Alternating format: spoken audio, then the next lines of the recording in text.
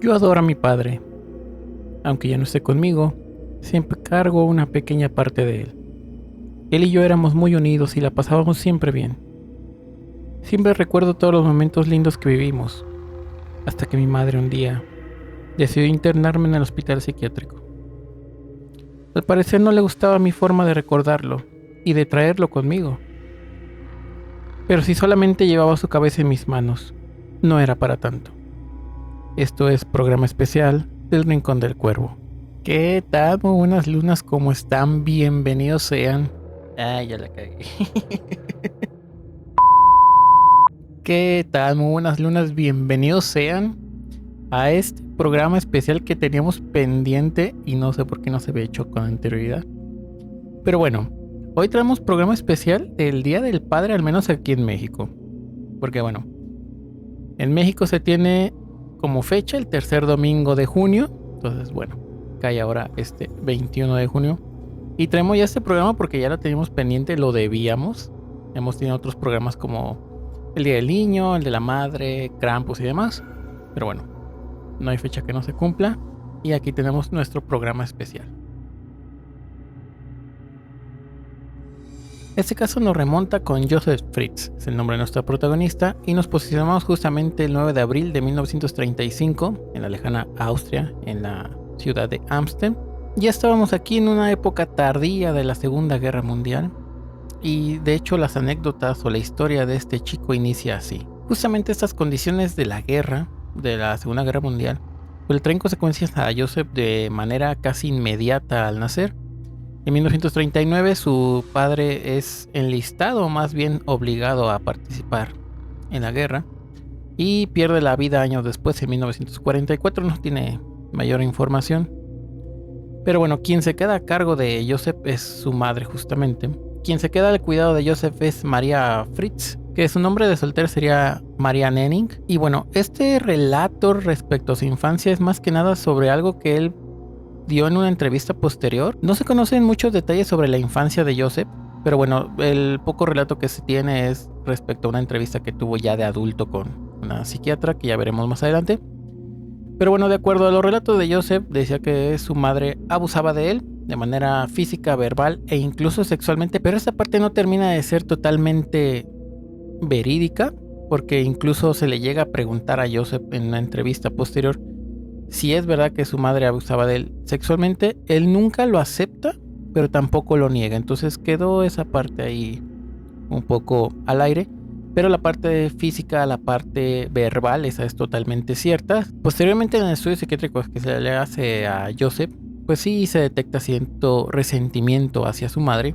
Y también ya en el transcurso de la historia, como lo vayamos desarrollando, nos vamos a dar cuenta cómo es que él canaliza ese descontento, ese coraje, esa angustia que sufrió de niño, como de hecho lo desencadena directamente contra su madre como su primer víctima. Y respecto a la entrevista, pues hay un pequeño fragmento que pudiéramos poner nosotros aquí al principio, que no revela todavía toda la historia, pero nos da una idea de lo que él sentía. Digo, ya siendo un hombre adulto, todavía tenía esa percepción respecto a su madre. Mi madre no me quería, solo me tuvo para demostrarle a su único gran amor, su ex esposo, que no era infértil, como él le reprochaba. Tenía que trabajar duro. Lo único que hacía conmigo era ir a la iglesia, a la misa del domingo. Ella me pegaba y me pateaba hasta que yo caía al suelo sangrando. Yo me sentía tan humillado y tan débil. A menudo me insultaba y me decía Satanás, criminal, inútil. Además, me prohibía tener amigos y practicar cualquier tipo de deporte. Con la Segunda Guerra Mundial en apogeo total, también existe este relato donde Joseph sufre las secuelas de la guerra como un niño, dado que su madre siempre se negó a refugiarse en los búnkers que tenía las ciudades, en este caso de Amstetten, ahí en Austria. Entonces, directamente estando en su hogar, pues tenía que estarse constantemente ocultando de los soldados enemigos, ya sabemos contra quienes estaban combatiendo. Y esto también le genera secuelas porque ve escenas de violencia extrema, supervivencia, la pérdida de conocidos, familiares, amistades. Y eso también le genera a Joseph una cierta insensibilidad hacia el ser humano, muy independientemente de que si sea una persona de buen o mal criterio, él empieza a tener esta frialdad en su corazón, que ya iremos viendo cómo él lo va desarrollando. Tras graduarse como ingeniero electricista en 1956, Joseph conoce a su esposa. De hecho, tenían una edad bastante joven, a los 17 años. Conoce a su única esposa, Rosemary, y regresan a vivir a Amsterdam, donde se encontraba la madre de Joseph. Y él, cuando vuelve, el panorama que encuentra es que ya no hay esta figura autoritarista, fuerte, dura, fría. Ya la madre de Joseph empieza a presentar pues estas cuestiones de la edad avanzada, y él se da cuenta que ahora quien tiene el control es él, y efectivamente es donde él empieza a desbordar todo este resentimiento, este coraje hacia su madre, impidiéndole alimentarse correctamente, teniéndola en las peores condiciones de salud posibles. Y conforme iba avanzando el tiempo y la condición precaria de su madre, él abusaba todavía más de eso, con no permitirle salir, tenerla encadenada, tenerla en el sótano, darle comida en descomposición. Él sabía que tenía totalmente... Y se paró una hormiga en el micrófono. Él sabía que tenía el control, hasta que ella fallece años posteriores. Y bueno, lo que se sabe es que lo tuvo básicamente prisionera. No se tiene la fecha exacta, pero bueno, más o menos se calcula bajo los relatos que fue hasta 1980 básicamente.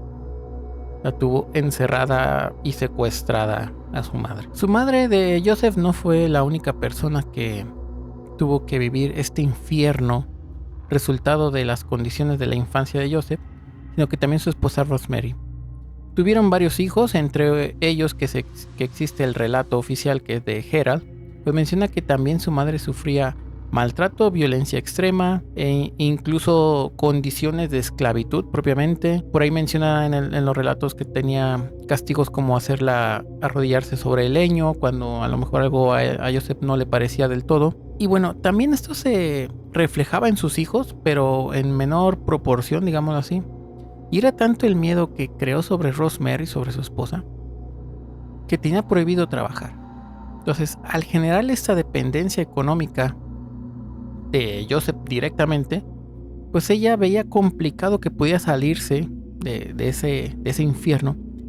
Y aún peor, que ya tenían 7 hijos mientras vivían todas estas condiciones. Entonces no podía asegurar un futuro, no tenía dónde ir exactamente. Se sabe que en el lugar donde vivían era un lugar apartado de la ciudad central, a las orillas. Entonces tampoco había nada cerca, algún vecino o algo que pudieran ayudarle. Pues todo esto propició que Rosemary pues no pudiera ofrecerle una mejor condición de vida a sus hijos.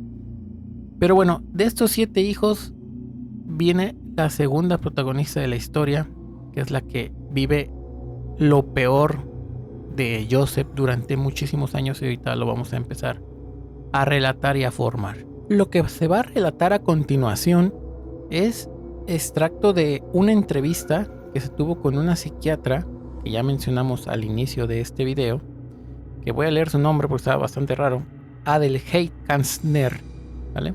No se tiene constancia de que todo sea verdad, de que algunas partes quizás sean mentiras, pero es lo que Joseph relató. Al final del informe, que tiene ya bastantes años, la psiquiatra menciona que todo lo que él dijo respecto a todo lo que hizo estuvo en pleno uso de sus facultades mentales. Entonces descartamos esta parte, a lo mejor que tuviera alucinaciones, algún tipo de trastorno mental. Él estaba consciente de todo, incluso sabía que estaba mal, pero lo seguía haciendo. Entonces todos estos relatos que vamos a decir a continuación es parte de la entrevista que tuvo Joseph con la psiquiatra. Y bueno, todo empieza una mañana donde se encuentra Joseph y una de sus hijas, ahorita vamos a dar el nombre, y le pide de favor que le ayude con unas cosas en el sótano, de cargar algunas cajas y demás. La lleva al sótano y ahí empieza el infierno. La hija no tenía la menor idea de lo que estaba a punto de pasar y de los años que iban a vivir dentro de ese pequeño lugar, el infierno que se avecinaba, porque no tiene precedentes esta historia. No había pasado antes y difícilmente ha pasado después. Joseph empezó a abusar de su hija, Elizabeth, es el nombre de su hija, y esto empezó en 1977. Ya la tenía encerrada en el sótano propiamente, y ahí viene el primer obstáculo. ¿Cómo le aclaras o cómo tú le informas a tu familia que una de tus hijas no está. Es una familia medianamente numerosa, son 6 hermanos, la esposa y Joseph. Joseph obliga a su hija Elizabeth a escribir una carta con su puño y letra diciendo que había conocido un chico y que quería estar con él y que sabía que su familia, sus padres no lo iban a aprobar, entonces que ella había tomado la decisión de irse. Empieza a crearse como que esta historia y la madre de Elizabeth no termina de creerlo porque no sabían que estuviera saliendo con alguien o que estuviera interesada en un chico, pero bueno, también al ver que es el puño y letra de su hija, pues cierta credibilidad se tiene ahí. E incluso en 1984 vuelve a escribir otra carta mencionando que dejen de buscarla, porque digo, al final la madre interactuando con algún vecino o algo, pues pudiera preguntar si no ha visto a su hija. Hay que tomar en cuenta que la época tampoco era muy propicia de que tú pudieras encontrar a alguien o comunicarte con otras personas, y dadas las condiciones de Austria en ese momento. Y ella vuelve a escribir, bueno, Joseph le obliga a su padre, le obliga a escribir otra carta, que la dejen de buscar, que incluso se ha unido a una congregación religiosa y todavía como que lo creen un poco más, pero la madre sigue teniendo sus reservas porque le parece increíble que su hija haya huido por las razones que hayan sido, pero también por otro lado pues sabía que las condiciones como familia pues no eran nada favorables, ni para ella ni para sus hijos, entonces entendía también que a lo mejor su hija quisiera una vida mejor estando pues fuera de su padre. Entre 1988 y 1989, a raíz de los múltiples abusos que tenía Joseph con su hija Elizabeth, nace su primer hijo. Básicamente era el hijo y nieto de Joseph. Y entonces aquí viene el segundo obstáculo. ¿Cómo resuelve el padre de Elizabeth esta cuestión? No podía tener a los hijos de Elizabeth en el sótano también, era bastante complicado. Pero bueno, en lo que ideaba un plan, sí los tuvo, bueno, a este primer niño lo tuvo encerrado. El sótano estaba reforzado para que fuera insonoro lo mayor posible. Y bueno, que el resto de la familia no se diera cuenta. Obviamente tenían prohibido poder bajar al sótano. La llave solamente la tenía Joseph.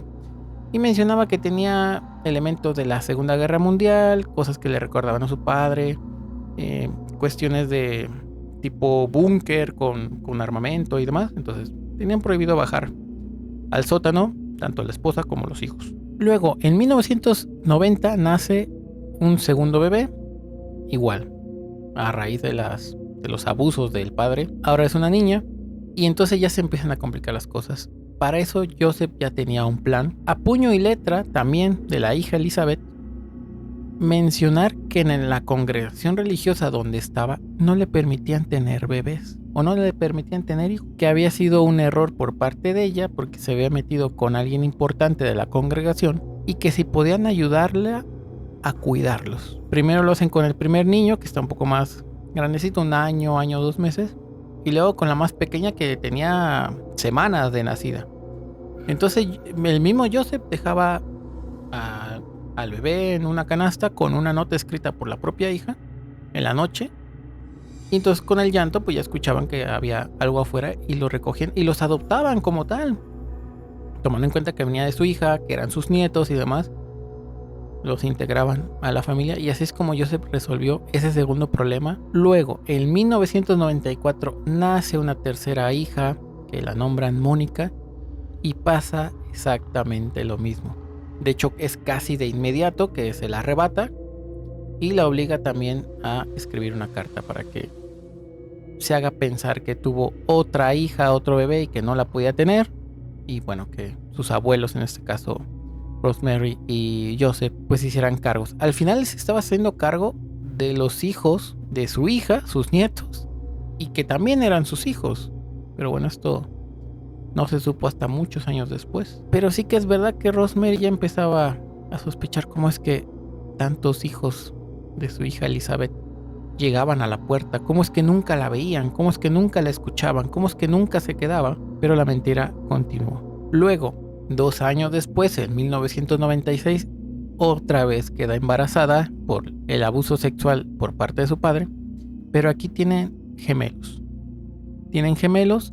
Se sabe, esto también por relato del padre, que uno de los gemelos muere al 3.er o 4.er día de nacimiento por complicaciones médicas que obviamente no iban a ser subsanadas por las condiciones en las que había nacido, que era básicamente en un sótano. Y él confiesa que él mismo incineró el cuerpo, o sea que tomó al bebé y lo llevó muy lejos del lugar, en un bosque apartado, y que incineró al bebé. El otro niño, que le llamaron Alexander, de igual manera pasaron 2 años más o menos, 1997-98, y lo mismo, una carta mencionando que Elizabeth pedía que lo cuidaran ahí en su casa.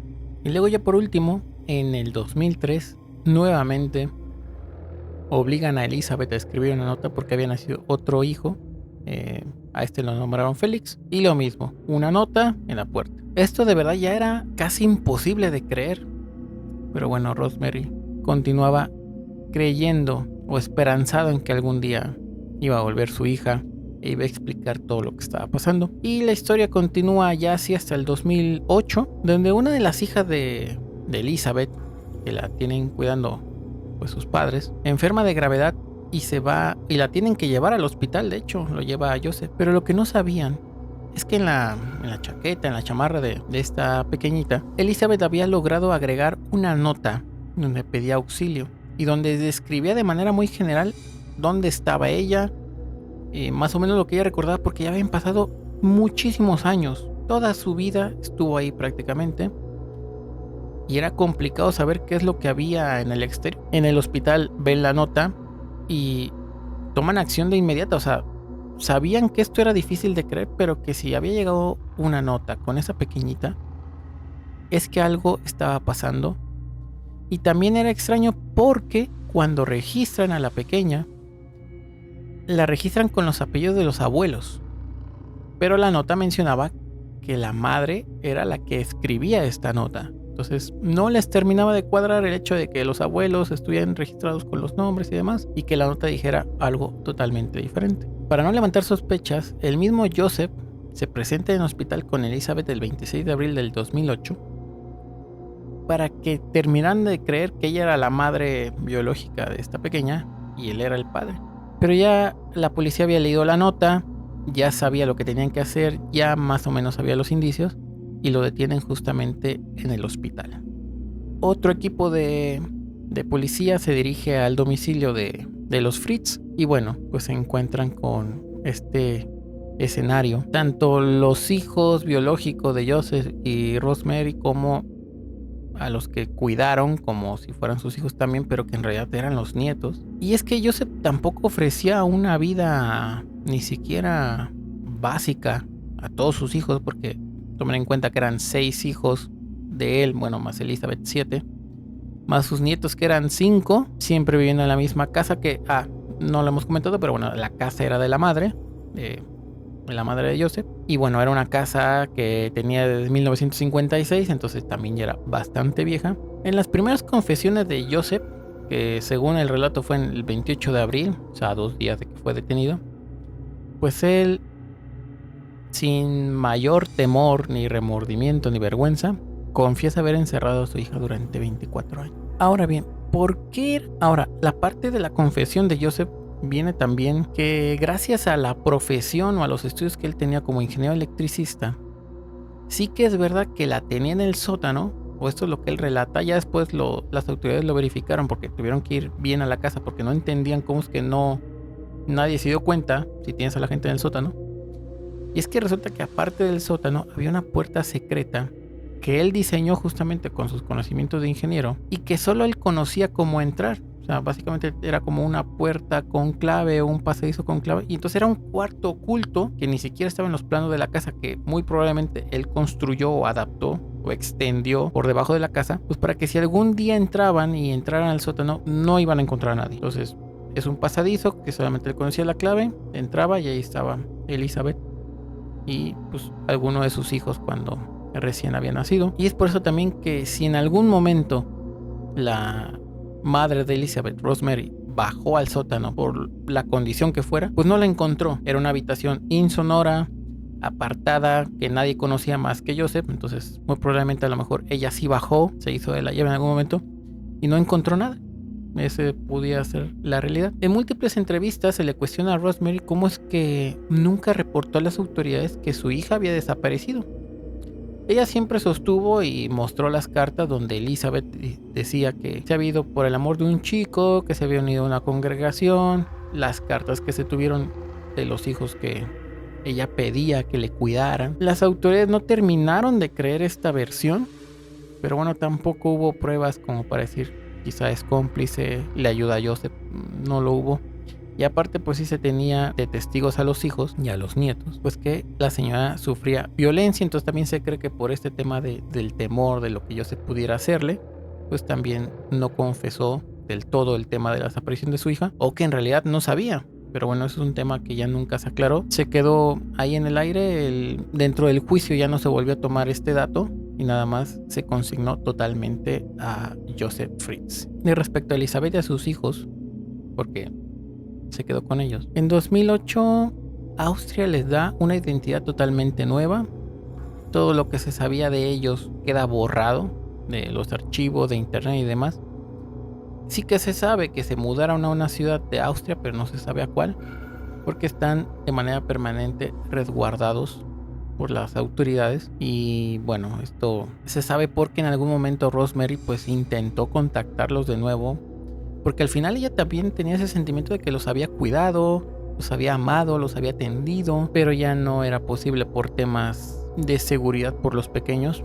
Puede que incluso la propia abuela pues pudiera verlos o incluso saber el paradero de su hija. Entonces por eso el gobierno de Austria se vio comprometido a cambiarles toda la identidad, a crearles una nueva historia, a darle todo lo necesario, porque ella, al estar tantos años en cautiverio, secuestrada, con abuso sexual y demás, no tiene ningún tipo de preparación académica, no tiene ningún tipo de preparación laboral. Obviamente reincorporarse a la vida normal es bastante complicado, más teniendo 5 hijos, y Austria da todas las herramientas para que pues ellos empiecen a tener una vida como cualquiera de nosotros tiene por derecho vivirla. Posteriormente, en 19 de marzo del 2009, Joseph Fritz, que los noticieros y el periodismo lo catalogaron como el monstruo de Austria, es finalmente condenado a cadena perpetua y actualmente el señor tiene 88 años. Pero en 2022 surge una apelación hacia el Tribunal Superior de Justicia de Austria, donde se buscaba la libertad de Joseph, porque bueno, manejaron temas ahí psiquiátricos, psicológicos, de que en realidad el señor no estaba consciente al 100% de lo que estaba o de lo que realizó durante tantísimos años.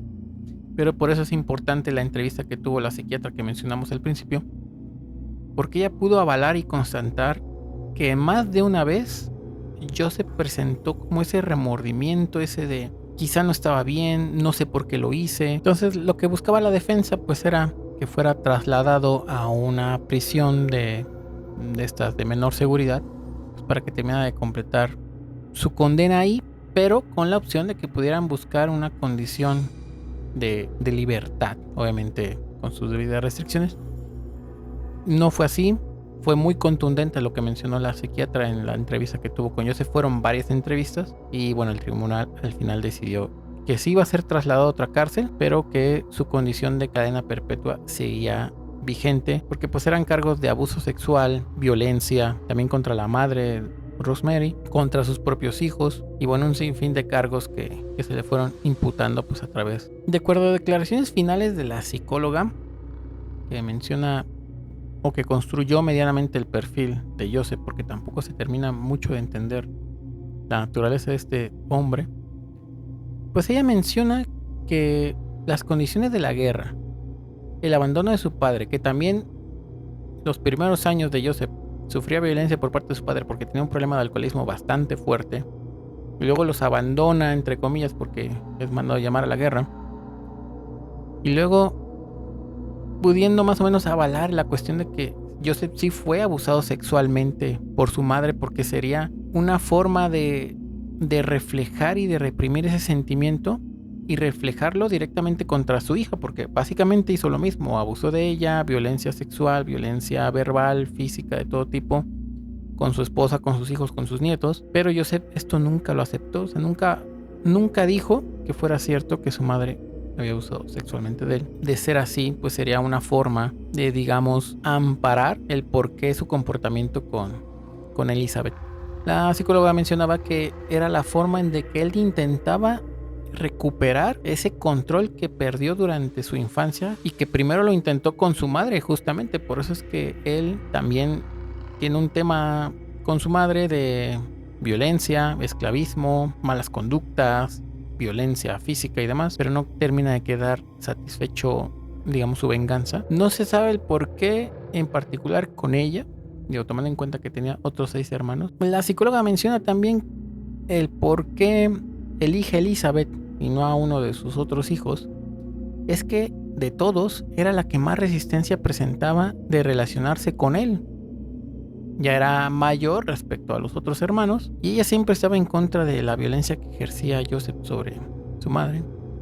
Entonces, Joseph, al intentar recuperar el control, el someter a alguien, el tener poder sobre alguien, consideraba que Elizabeth era un mayor reto o sería una mayor satisfacción doblegarla a su voluntad total.